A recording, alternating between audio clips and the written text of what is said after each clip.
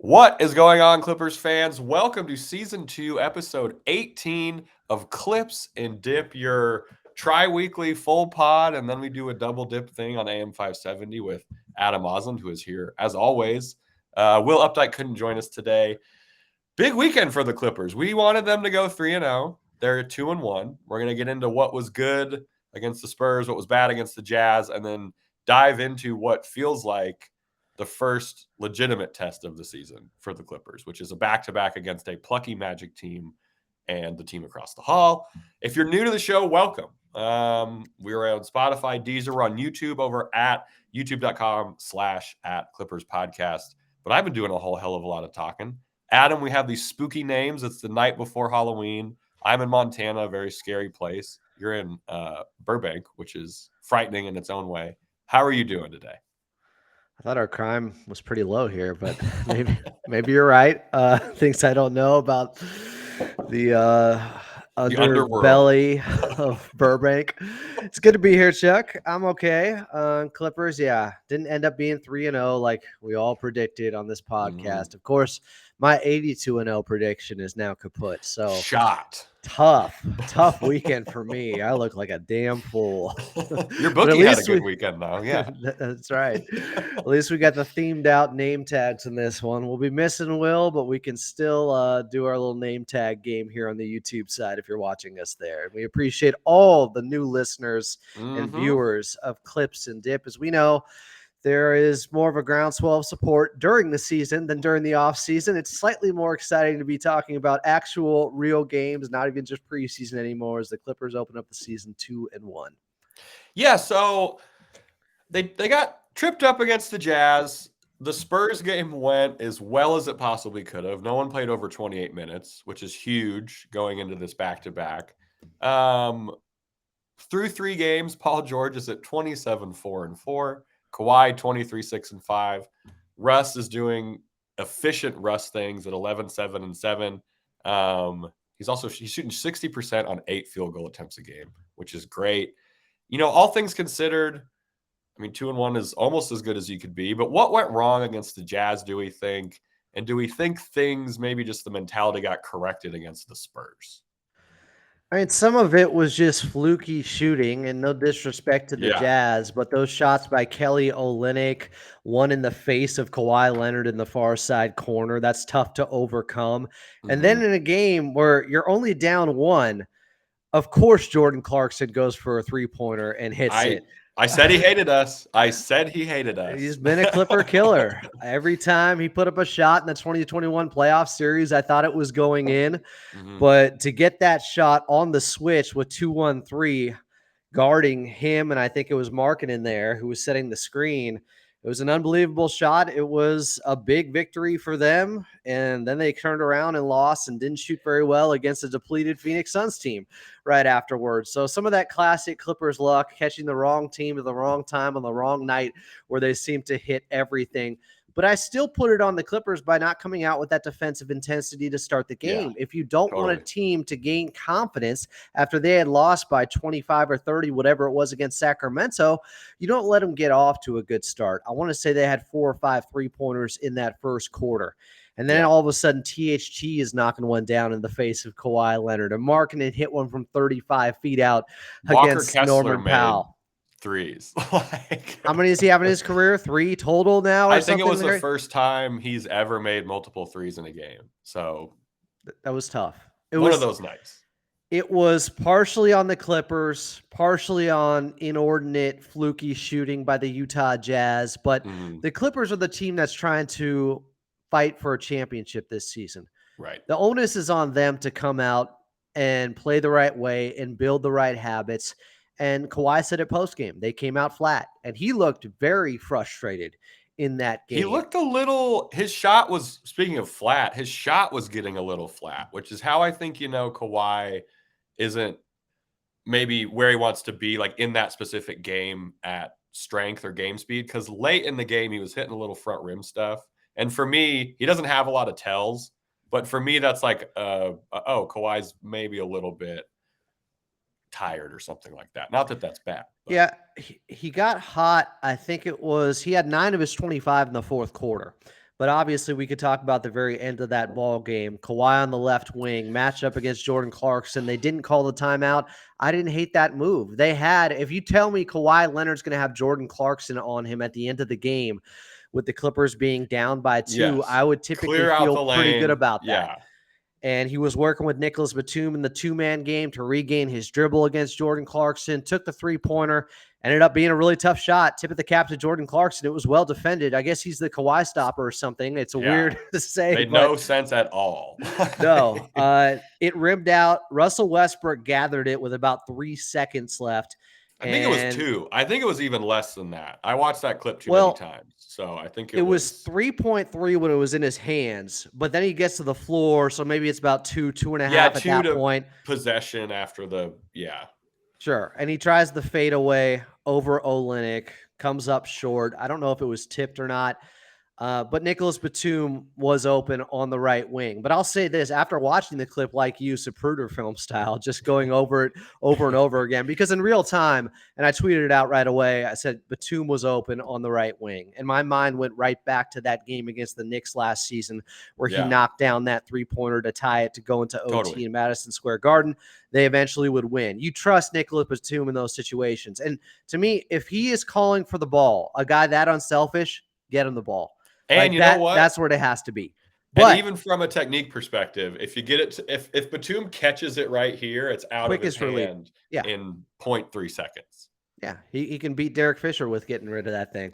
But on second and third viewing of that play, John Collins had a beeline towards Nicholas Batum if he had caught it.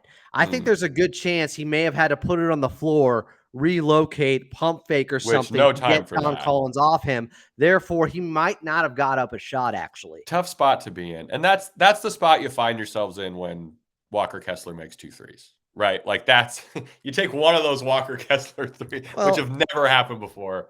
But you are right. They came out flat. 5 offensive rebounds on one possession with under a minute left for Lauri Markkanen to eventually tip that in. Yeah. And I put a lot of that game on the bigs of the Clippers. Now, I know Utah is a wacky team to play because everybody can shoot out there, including Kelly Olynyk, apparently, really well. So it draws them away from the basket at times, but still, the rebounding effort just wasn't good enough. 17 offensive rebounds. I think it was 33 or 34 second chance points got for the Utah Jazz. Possession battle. And that's what we heard all offseason was we can't lose this possession battle. That was the textbook way to lose it. When you're ceding, almost an extra quarter of field goal attempts to your opponent, that's a really tough hole to dig yourself out of. 19 more field goal attempts Utah got up. For the Clippers to be leading by 4 late in that game was almost remarkable. Even Kawhi last night post-game mentioned, and I think he was still frustrated about losing that one. This team seemed really locked in, like they wanted to make sure they started off 4-0. They saw the schedule as well. So it was a little bit disheartening and deflating, but even Kawhi was like giving up 20 more shots to the Utah Jazz. That stuff can't happen. It did. You want to clean it up now. And the good news is last night, it seemed like they corrected a lot of those mistakes, especially with coming out with a sense of urgency. Last night was, 40 points. I know the modern NBA people score a lot of points, but to win by 40, they came out exactly like we wanted them to, right? Like it was, this is a team that we can take care of business of. Let's not only take care of business, let's do it in a way that, I don't know. I was surprised it didn't get more press, I guess, but I do like everyone played well in that game for the most part, right? Like there's no one, I think everyone was in a positive plus minus. Like Bones was 40, great. You better be. Right? Yeah, no shit. Bones was great. Kobe Brown hit a 3. Everyone was talking about that. Everybody. His first bucket of his young career, a 3-pointer. We love it. A little intel, by the way. Carlo Jimenez did a season ticket holder one-on-one with Kobe Brown event post-game. And apparently the reason why all of a sudden he got that huge 20% jump from the outside in college his senior year at Mizzou, the new coach that they brought in said, hey, you have to shoot 3-pointers now on this team. So it sounds like it just wasn't something he worked on before. So if you're wondering, is it an outlier? Is it just some one-off season where he shot really well from the outside? Seems like no, he was actually zoning in on trying to improve in that very area because it was demanded by that team to do so.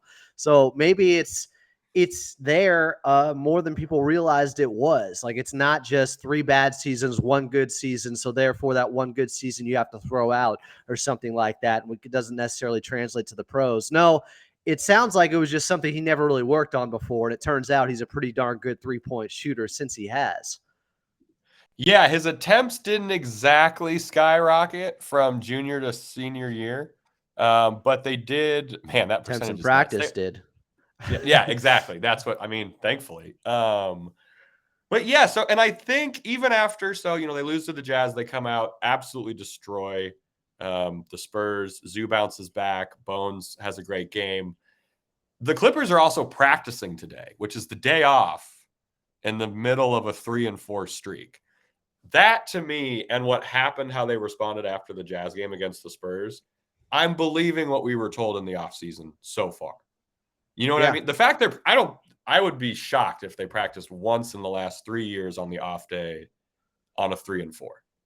Yeah, and they practiced Saturday after losing to Utah, and then you would think, oh, you give them the prize of having a day off after beating a team by 40 because 40. you got a back to back coming up. You give them a little bit of relief, but instead, Coach Lou was talking about we need to get better. It doesn't matter. There were still mistakes in that game. There's no perfect game. There's always things to work on, and you can better prepare yourself for this back to back. And he said it wouldn't be a hard practice, but Oh, of it course not. would Yeah. be great preparation for them.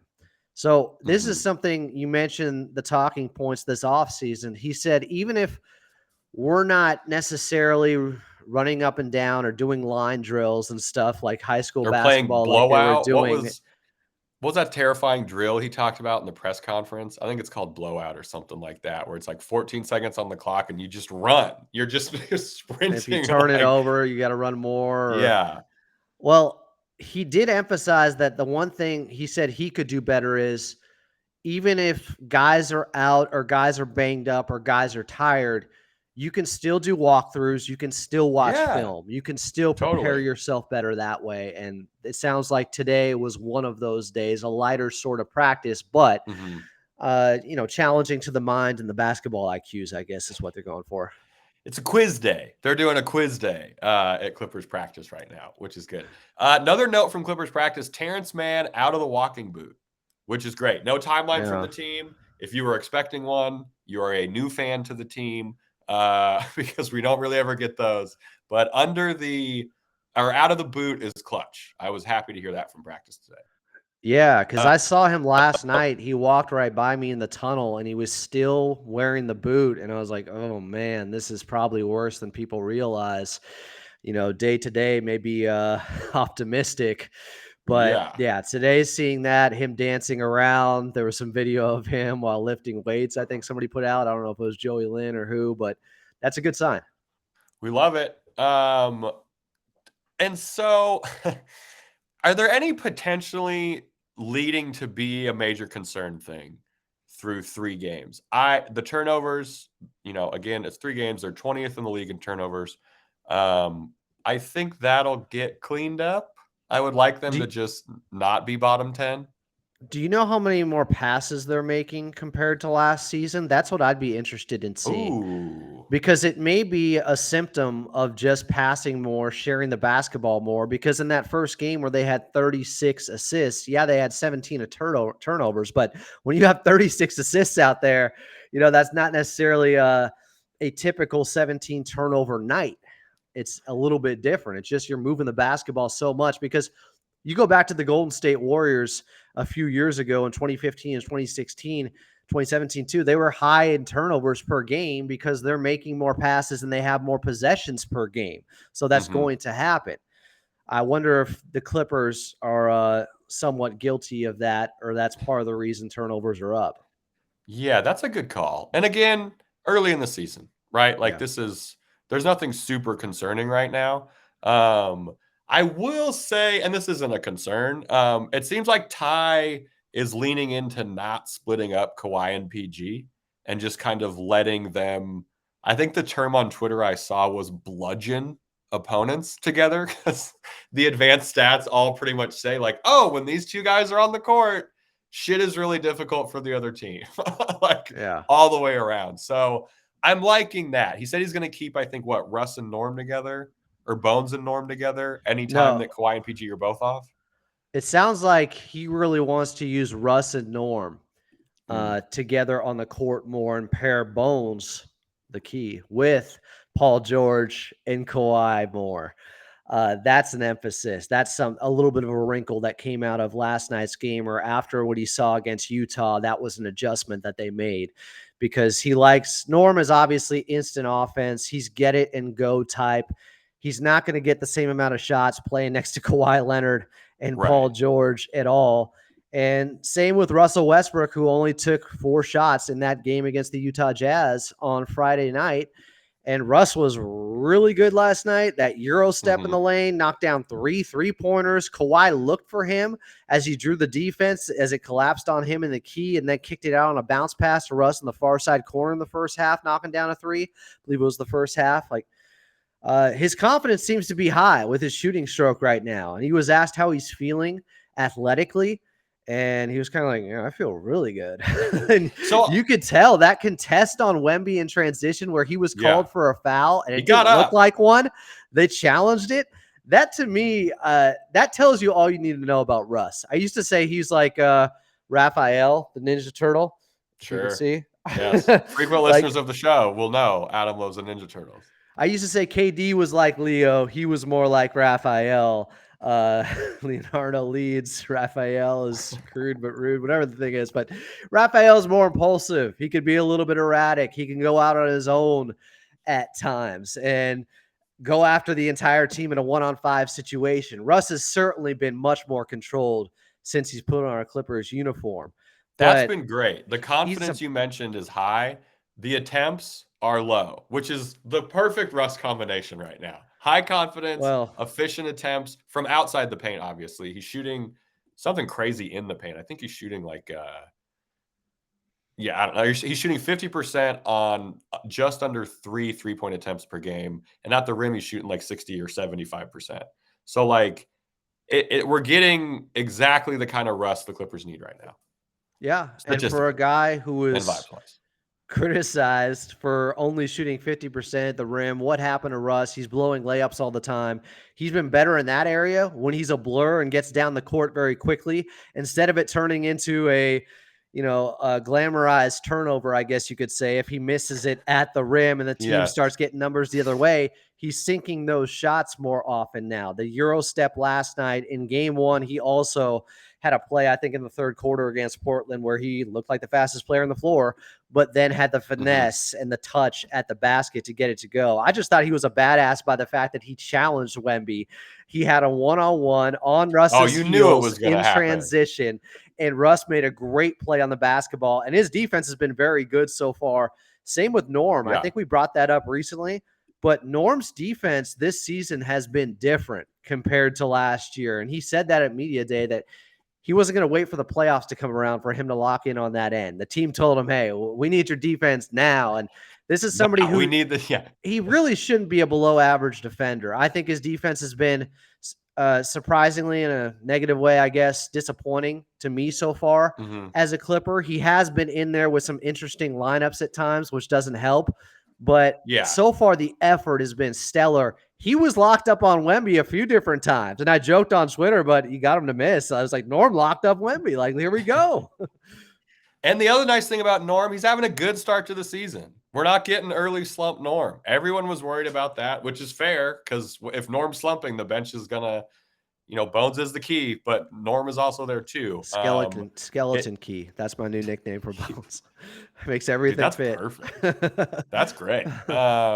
But yeah, everything for the most part is going well. After this break, we're going to talk the Clippers back-to-back preview. They got the Magic tomorrow night, and then the Lakers the night after that. If the ads have been too loud for you, go ahead and turn it down. Some people, if you're new, we had a lot of complaints about how loud the ads were. Our listeners love audio. They're audio files.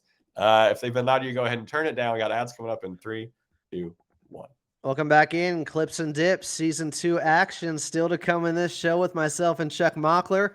We'll talk about the NBA in-season tournament court designs that were just revealed earlier today with, I'd say, some pretty polarizing mixed reviews from people looking at them. We'll give you our impressions of what the Clippers court looks like. But it's time to preview the first back-to-back of the season. The first 3 and 4 is here, first of 25 of those. So the Clippers were able to get a win last night by 40, and most importantly, getting their starters out by the end of the I third took the quarter. Clippers.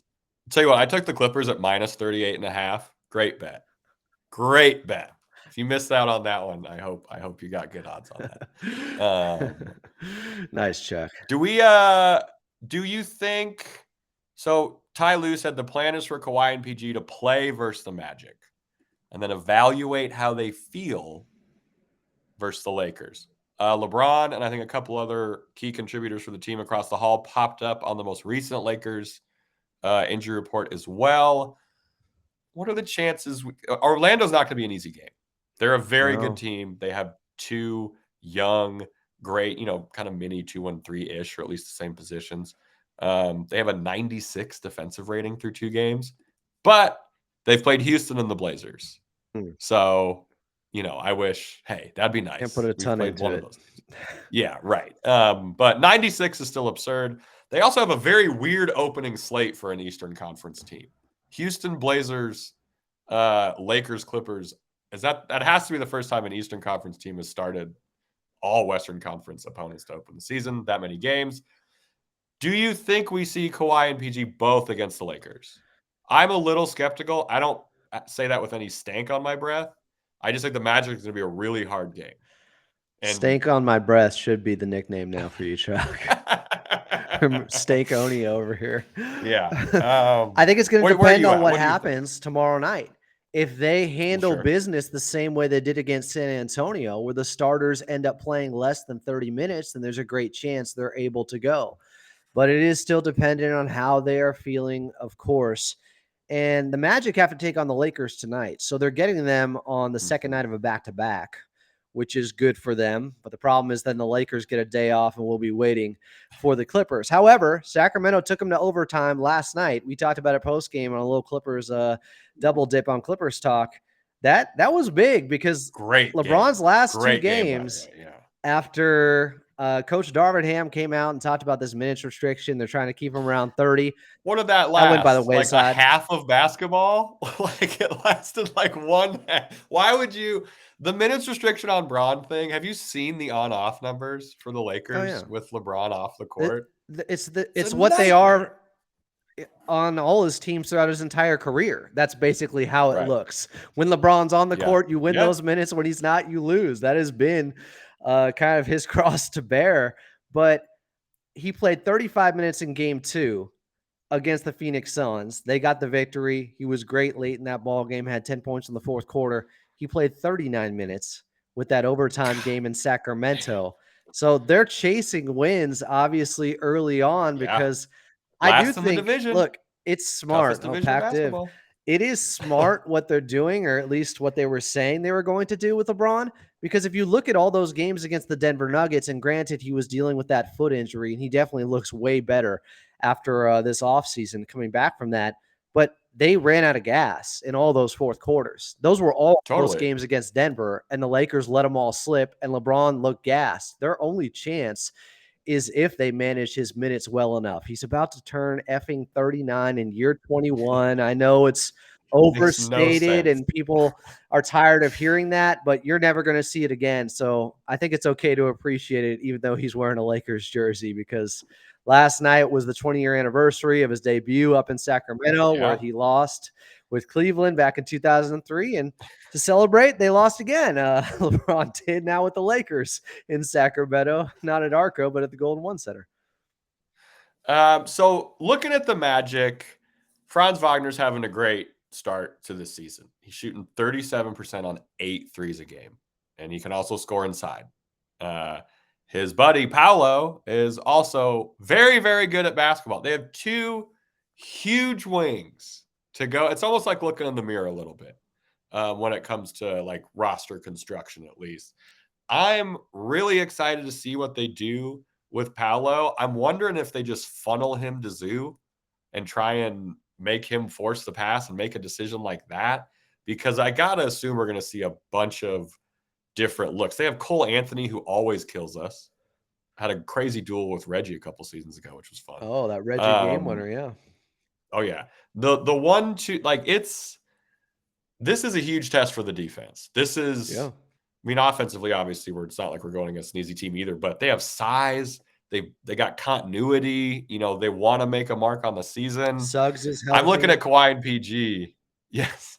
I'm looking at Kawhi and PG to start this game. We really need them to start defensively with what we didn't have against the Jazz. Because if we come out like that, it's not going to be very fun to open this game. And how about Paul George with 5 steals in the first quarter, a career high in steals for a quarter, and he was just picking guys' pockets one-on-one. He's averaging like 3 a game Dude, through 3, which is great. Anybody who derided or mocked Paul George saying he was going to be on his bully ass, well, through 3 games, he's been on it and then some. I mocked him. I need to see it at more than 3, but we'll see. He's been fantastic. So far, so good. But yes, he needs to set the tone. They need to set the tone defensively and just let the opposition know. I'm going to say this a lot this season. It's not going to be an easy night. Everything's going to be contested. Make them uncomfortable early on. Let them know that they're coming off a game tonight against Los Angeles Lakers. We'll see how that goes. But just let them know, not tonight. Not tonight in Los Angeles. This Clippers team is coming out with playing with force, and they're looking to build on this early season defensive mindset energy that they've put out there throughout training camp. And that's all you can ask for right now. Like, keep doing the basics that you've been preaching and keep building off of it. And we've talked about how we've wanted to see what this team's offense looks like in the half court against, you know, maybe a better defense than what they've seen so far. This is going to be a very good test of what the half court offense looks like. Even if we can get the normal transition game we've been seeing when things are going well for the Clippers, we're still going to have to probably, if this is a close game, win it in the half court. And they have size. They have guys who try on the defensive end. You know, like, this is going to be a chess match for Ty Lue. I'm excited to see the lineups. For some reason, I have an inkling that KJ Martin might be able to have a clutch bucket or two. I'm not saying a crazy good game, but we're going to need speed and legs in this one if we want to play everybody versus the Lakers. So I hope if any minutes KJ gets, he can use his youthfulness to dust everybody on the court. There was something in that game last night that I felt like was a wrinkle for how they're going to use KJ Martin moving forward. In the first half, when he got minutes when the game wasn't quite fully out of reach yet, and he was playing more consequential minutes, they basically used him as a run-out cherry picker guy. Beat your man down the court. We'll look for you that way. That's how you exploit his ability to get up. He's a great athlete. Just throw the ball down the court to him. And then he ended up catching a couple of lobs in the second half. But I like that. I think that's smart. That's where he can be useful. Beat his man down the court. The Clippers want to push the pace, a few baseball passes to him, whatever it takes. 4 points, whatever, something to just throw off the rhythm if the Magic are kind of running away or having a really good game in this one. What's your pick for this game? I don't know. There's, you know, we're never going to talk about betting lines on this podcast. Do you think the Clippers take care of business night one of this back-to-back? Like you said, you mentioned it is the second night for the Magic, which does help the Clippers a lot. Yeah, I do. I think, well, they're undefeated at home so far, but I think they're going to come out and play the right way. There's a reason they did a pregame closed practice before yesterday's game. Like, there is just a different level of focus and an intent on playing a certain way, and we're not messing around, and we're going to give us every opportunity to be great this season. You can't control injuries, none of that stuff. All you can do is build on those philosophies that they've been talking about. So I think they're going to get off to a quick start. I don't expect them to win by 40 or anything like that. Orlando will be a good test. Jonathan. Wow, not believing, huh? You don't think they have 2 40-point wins back to back? I know. Is the line 38 this time too, Chuck? Or I got them at minus 26.5. I got really good odds on that. Jonathan Isaac is back and healthy finally. They have a little So they're guy. rebounding well. Like, they're doing the things that can beat the Clippers, right? They're third in rebounds per game. They're getting a lot of free throw attempts. This is a be tight around the margins game for the Clips. This is one of the teams that got the Clippers' attention enough to do all this conditioning coming into the season.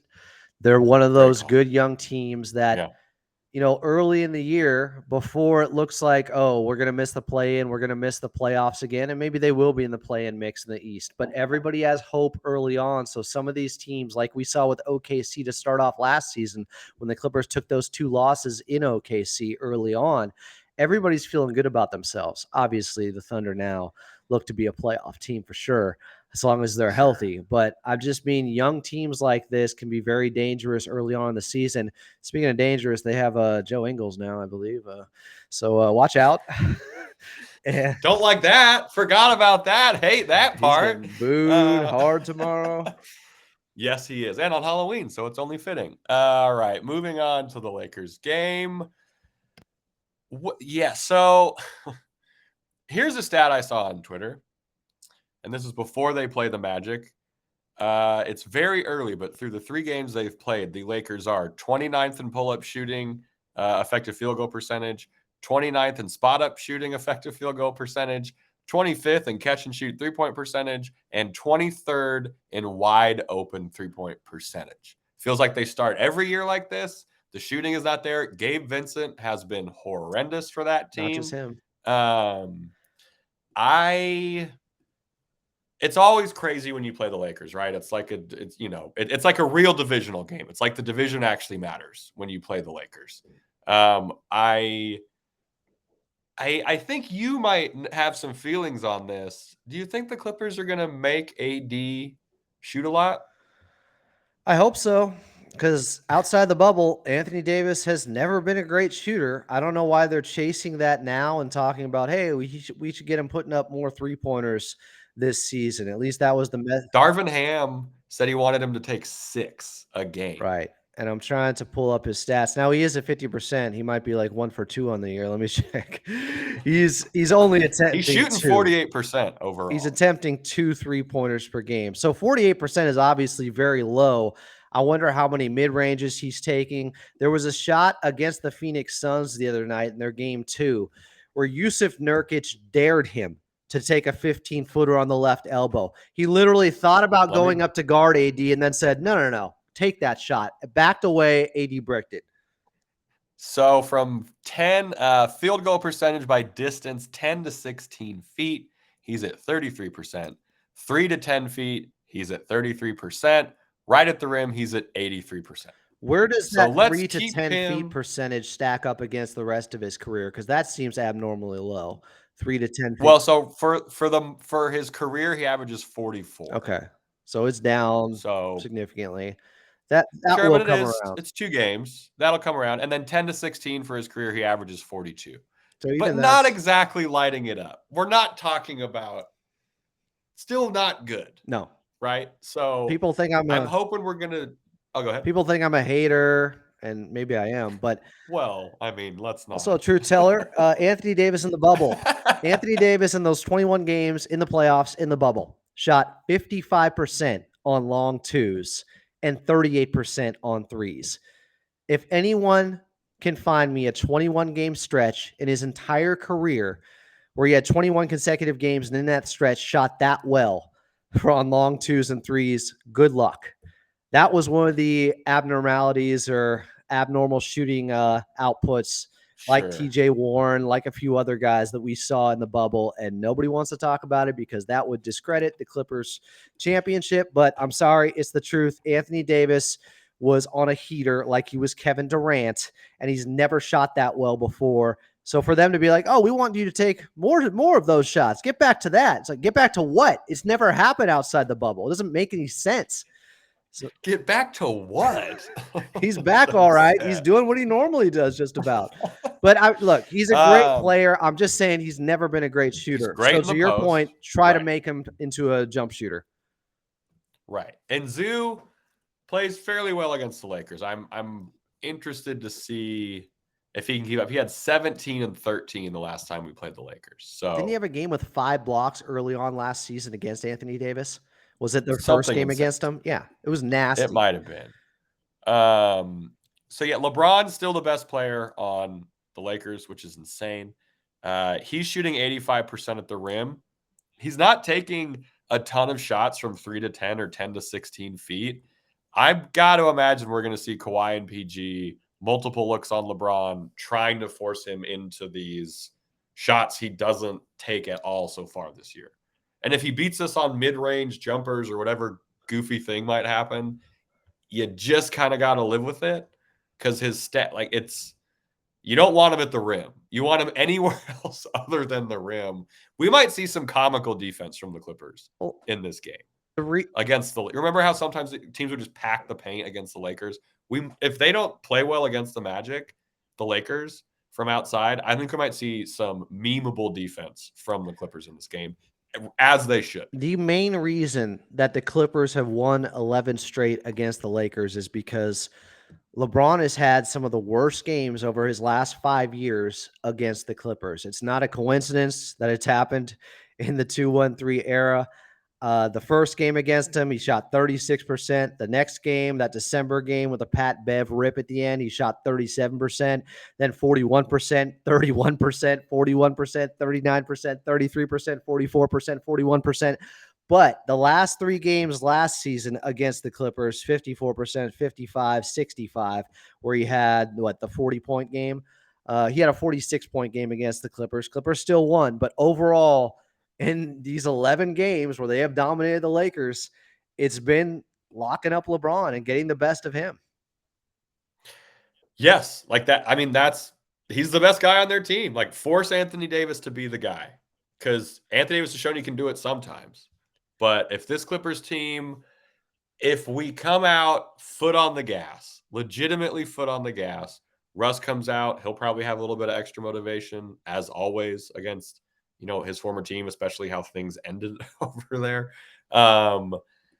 If I'm assuming Rocco is going to start again. If we get locked in Rocco, who did a good job on Wemby, very physical on Wemby, he's going to have to be physical with everyone he guards for the Lakers. God, I Like, love Rocco. I also like, let's put the ball in D'Lo's hands. Let's make D'Lo make decisions. The group of D'Angelo Russell, Reeves, Vincent, and Cam Reddish are a combined 17% from 3 to start the season. They're 8 of 45 as a trio. I'm most worried about Reeves getting hot. He is more than due. He's more than due. He's a good basketball player. He's better than D'Angelo Russell. Like, that's who I'm most worried about maybe getting hot in this one. That's a great call because he has had a miserable start to the season. Right. Austin And he's good. Reeves. This is no shade on him. No. It's just He's it's a not there legit so far. good player. People right now are saying, "Oh, he had his Linsanity moment. It's over now," because he's gotten off to a start where from the field he's shooting 30%, from 3 he's shooting 25%. I think he's and just scoring. tired. He played summer basketball too. Like, I think he's just tired. I have a feeling, this is just a stupid theory of mine, Hey, but you're preaching to I the feel choir, like buddy. the hype when you're a Laker and do anything sometimes Well, look at Taurean Prince and Rui. It's like this. and Taurean Prince has been very good so far. But Sure. I wonder how many players in the league, because you saw that moment with Kevin Durant in the preseason saying, "Don't put him on me next week." I wonder how many guys feel like, "All right, Austin, it's time. The payback is here. We're tired of you having a bigger name in this league than guys who are legitimate all-stars and who have been doing this for a long time just because you're a member of the Los Angeles Lakers." I think that's a fair theory. I remember this. I felt like teams against the Clippers during Lob City took umbrage with Blake Griffin and all his dunks, and they were annoyed by him because he hadn't done anything. at the highest level in the league, and the Clippers were more style than substance. Sure. And I'm not saying that's the case with Austin Reeves. I actually think he's really good, and he can be a great championship, a role player on a championship team, just like Terrence Mann. But I also think guys are gunning for him now. Like, he has a target on his back, because you saw what last year he crossed over Giannis. It became this big clip. He's gotten a couple of guys. And I just think the rest of the league is like, no, it's over. Like, we're actually going to go at you, because there was somewhat of a blueprint at times in the playoffs where if you made him work defensively, his legs were taken out of the ball game on the other end for jump shots. Yeah, we got to put everyone. Let's put LeBron in motion on offense. I want to see LeBron having to move around and navigate soft screens. Anything to make him work harder on the defensive end is going to be huge, which is where Russ is going to come into play, setting things up. Bones on the second unit, again, force them to run. Let's make everyone run when Kawhi and PG aren't in this game. It's going to be a great game. Obviously, we're on the second night of a back-to-back. We don't know if Kawhi and PG are going to play, but it's winnable. It's possible to go 2-0 over this back-to-back. It's going to be very difficult. I think they're going to split. Hate to be the downer. I hate to be the Debbie Downer. I think they're going to split. I think they're going to end up 3, or what is it? I don't want them to split. 3-2. Do you have Matt then? Yeah. Hey, here's what's encouraging to me. It doesn't sound good. I don't like that, but it's a tough split to get. No, I want them to start 9-4 at worst in their first 13 games. Right. To me, that Utah game, you have to get that back somewhere. But I'll say this regarding rest, and if they're both going to play, Kawhi and Paul George, it's a back-to-back. We don't know how they're going to be used and dispersed in those games. They got 4 days off afterwards. Now, they may be practicing all of those days, call. But they actually have, after the Lakers game, they don't play again, I think, until Monday. This is like the only little lull in their schedule before the gauntlet creeps up on them. But maybe that plays a factor here, where they can play extra minutes in both games of the back-to-back and not have to worry about it as much and go for these wins, because you know you're getting 4 days off afterwards. Right. I like that mentality. That's a good time. We're feeling confident. Oh, one other guy I'm worried about, maybe. Christian Wood. I'm happy he's not on the Clippers. He seems like a nightmare in the locker room, but the shooting ability is there. If he has a wonky hot night, I would be upset. Yeah. But not totally surprised. That'd be tough. Someone's going to have a goofy night. Someone with an outlier performance is usually how you lose a game like this, or somebody sneaks up on you. Yeah, Gabe Vincent may get off the snide. There are guys who are primed for figuring it out and having a hot shooting night. But maybe then Taurean Prince doesn't have as good of a night. So we'll see if it evens out. And they got the extra practice and they're feeling good. Last thing we're going to close on, the new court design for the in-season tournament was released for every team. These Clippers one is blue as hell. It's very blue. It says Clips in the City Edition logo with the little basketball over it at the center. I don't hate it. I feel kind of crazy saying that. I think the blue, if you saw it on Twitter, I think that it's not going to be that bright. I think that's a weird rip. But I guess I'm just interested to see it in person. Well, I like the fact that there's more structure and tradition they're trying to build with the in-season tournament, where you do change the courts. Sure. Oh, they'll be wearing their City Edition uniforms.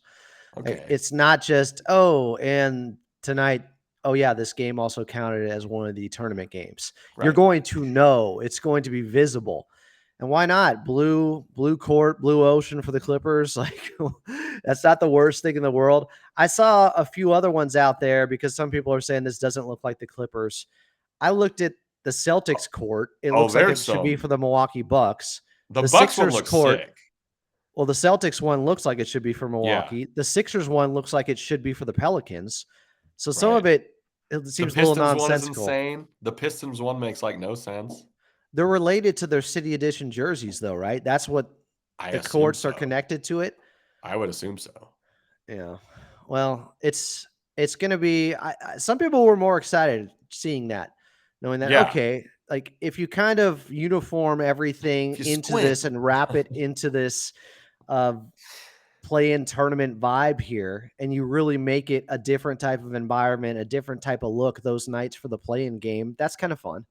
Yeah, I mean, you're right. Your point is great of like they're trying to make it a separate thing. They're trying to make it a little more fun. Yeah, they're going to stand out more. Again, waiting on that full backstory for the Clipper City edition before I pass even more judgment on it, but hopefully we'll get that soon. I don't know. That about wraps it up. We're going to be back with a double dip if we're allowed on the radio still. After against the Magic and the Lakers, most likely. We're on Spotify, YouTube, all the places with podcasts. This one will be up there, but without a fantastic thumbnail because Will Updike is usually here with us, and he does anything related to graphic design that we need done. Yeah. He's like our in-season tournament guy. Like he makes things pop. Exactly. Will makes things pop. I am Chuck Mockler. I'm on Twitter at Chuck Mockler. Adam is at follow Adam A. Anything positive we want to send these folks out on?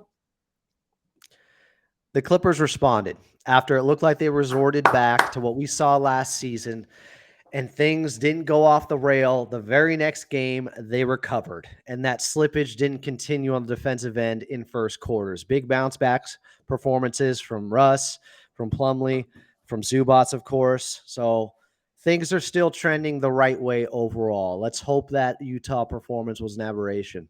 Let's hope. Because that's a ghost. And it is Halloween tomorrow. Yeah. And it is very spooky right now. We thank everyone for listening. Review us over on iTunes or Apple Pods, whatever it's called now. We'll be back with, I believe, a full crew on Thursday because we got this dang old back-to-back coming up. Sure hope so. Full crew should be together Thursday. If not, just Adam and I again. Hey, that's not a bad time. We'll talk to you guys soon. As always, let's go Clips.